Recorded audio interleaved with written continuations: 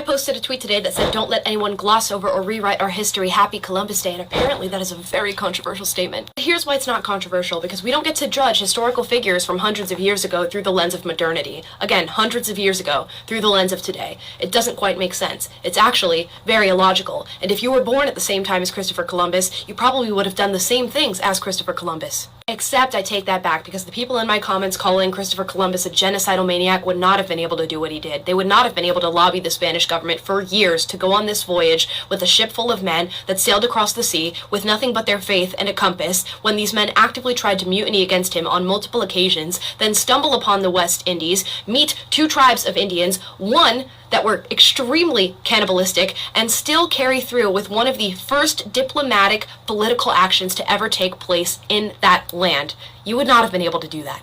And this is not to wipe away atrocities. Was Christopher Columbus a genocidal maniac? No. But did he commit the transgression of enslavement? Absolutely.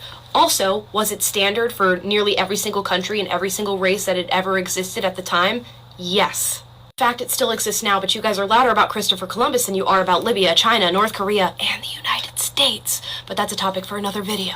There's so much more that I could say about Christopher Columbus, but this video is going to be a little bit too long. But what I want to do is a little experiment. Let's talk about other people that we put on a pedestal in our society and the transgressions that they've committed, and let's see if we hold the same energy for them as we do for Christopher Columbus. Mahatma Gandhi was famously racist towards black people, sexually abused young girls, and refused to help towards liberation of the untouchables in India. But we're not going to judge him by modern standards, are we?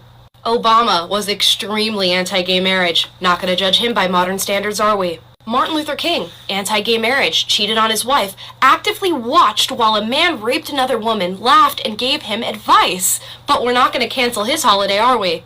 W.E. Du Bois, that civil rights activist that we all know and love, spent 5 years in Nazi Germany with the agreement that he would not say a word about the treatment of Jews that was happening in the country at the time. And when he got back, said that the hatred that German people had for Jewish people in Nazi Germany was completely reasonable.